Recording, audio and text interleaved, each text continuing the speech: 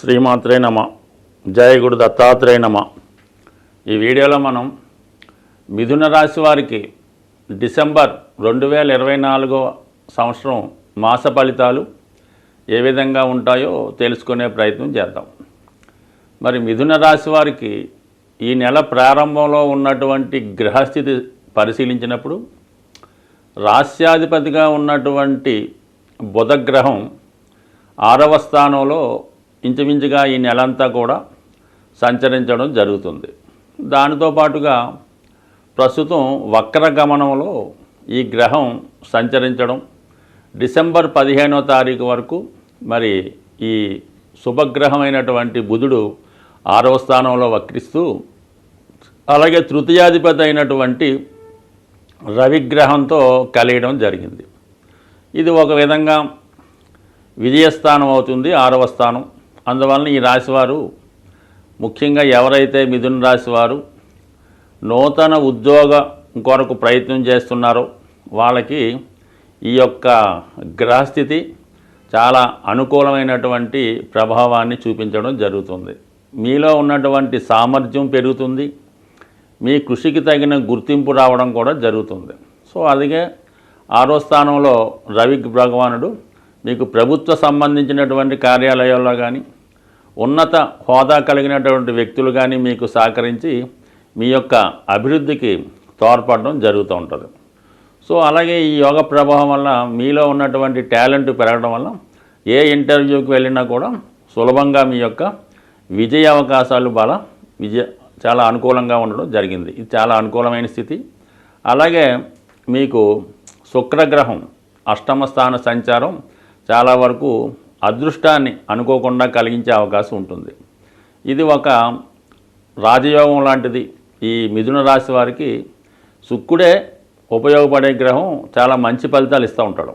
అటువంటి శుక్రుడు 8వ స్థానంలోకి రావడం వల్ల అనూహ్యంగా ఆర్థిక సంబంధించిన విషయాల్లో కానీ వివాహ సంబంధించిన విషయాల్లో కానీ కొన్ని శుభకరమైనటువంటి పరిణామాలు ఈ విషయంలో ఈ క్షణంలో మీకు లభించే అవకాశం ఉంటుంది.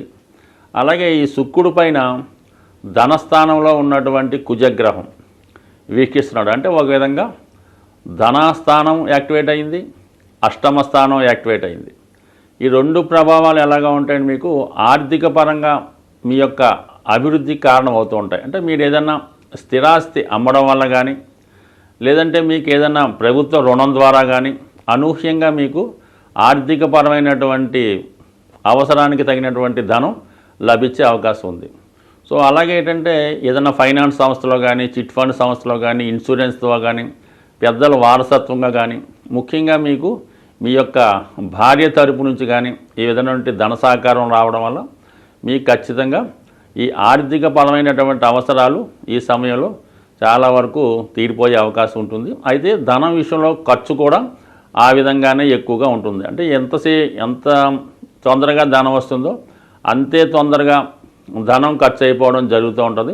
తర్వాత మీరు లెక్కలు చూసుకుంటే వచ్చిన ధనం ఏమైందో కూడా అర్థం కాని విధంగా మీకు ఈ గ్రహస్థితి ఏర్పడడం జరుగుతూ ఉంటుంది.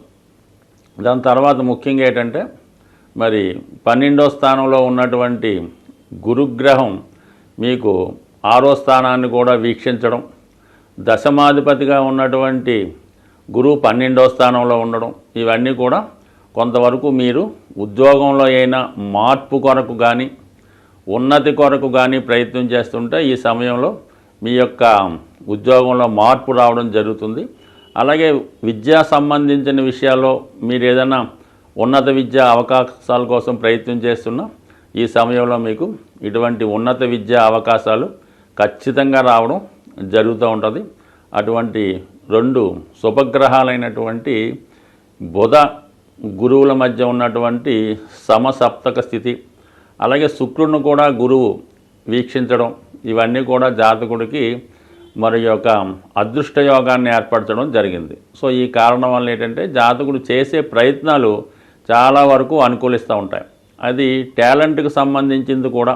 అంటే ఎవరైనా మీరు ఏదైనా సినిమా ఫీల్డ్లో కానీ టీవీ మీడియా రంగంలో ఉన్నవాళ్ళు మీరు కొత్తగా మరి అందులో ప్రవేశిద్దాం అనుకున్నా ఆల్రెడీ అందులో ఉన్నవారికి మరి గొప్ప అవకాశాలు ఈ సమయంలో రావడానికి కూడా ఈ గ్రహస్థితి మీకు అనుకూలించడం జరుగుతుంది. అయితే చాలా వరకు ఈ కుటుంబ స్థానంలో ఉన్నటువంటి కుజగ్రహ ప్రభావం వల్ల కుటుంబ సభ్యుల మధ్య ఒక విధమైనటువంటి అవగాహన లోపం రావడం జరుగుతుంటుంది.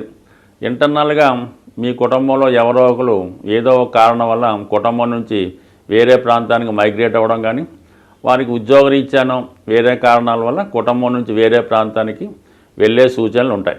సో ఏదైనా కుటుంబ సభ్యుల మధ్య విభేదాలు రాకుండా ఎవరైతే మెయిన్గా యజమాని అయితే మిథున రాశి వారు ఉంటారో వారు కుటుంబ సభ్యులతో మాట్లాడినప్పుడు కానీ వాళ్ళతో వ్యవహరించినప్పుడు కానీ కొంతవరకు సామరస్యపూర్వకంగా మాట్లాడడం మంచిది.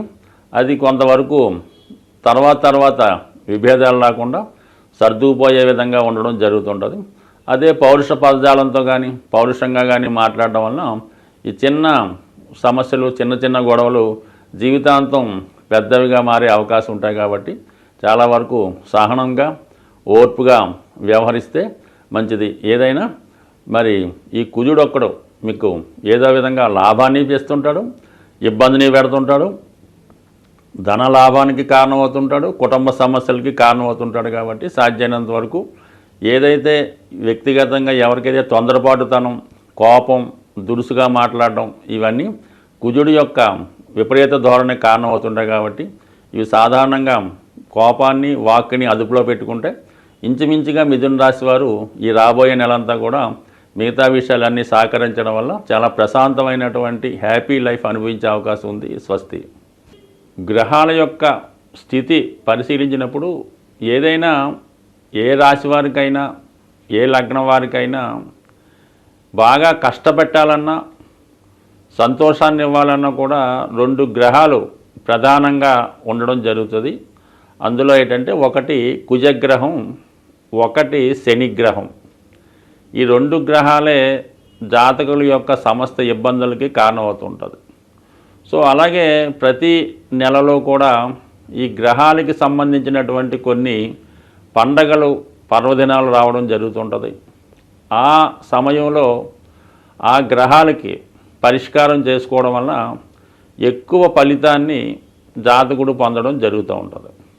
ముఖ్యంగా శని యొక్క అనుగ్రహం పొందడానికి అప్పుడప్పుడు వస్తున్నటువంటి ఈ శని త్రయోదశి చాలా ఇంపార్టెంట్గా ఉండడం జరుగుతుంటుంది. అంటే ఆ శని త్రయోదశి నాడు విధి విధానంగా శనికి తైలాభిషేకం చేసుకొని పూజ చేసుకోవడం వల్ల గతంలో కన్నా ఎక్కువ మంచి ఫలితాన్ని శని భగవానుడు ఇవ్వగలుగుతూ ఉంటాడు.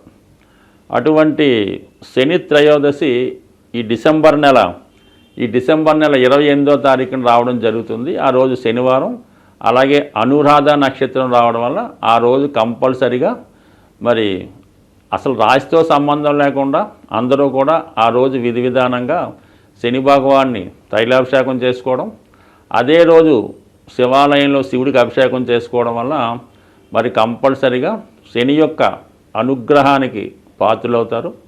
అలాగే కుజుని యొక్క అనుగ్రహం కోసం ఇదే డిసెంబర్ నెల 7వ తారీఖున సుబ్రహ్మణ్య షష్ఠి రాబోతుంది. సో కుజగ్రహ అనుగ్రహం పొందాలంటే కంపల్సరీగా సుబ్రహ్మణ్య స్వామి ఆరాధన చేసుకోవడం వల్ల మరి కుజుని ద్వారా వచ్చే ఇబ్బందులు, ఒకటి వివాహం ఆలస్యం అవడం, వివాహంలో గొడవలు, విడాకుల సమస్యలు, సంతానం కలగకపోవడం, పిల్లలకి అనారోగ్యం, ఆర్థికపరమైన సమస్యలు, ఇవన్నిటికీ కూడా కుజుడే కారణమవుతుంటాడు. సుబ్రహ్మణ్య స్వామి ఆరాధన వల్ల కుజగ్రహ అనుగ్రహం పొందడం జరుగుతుంది.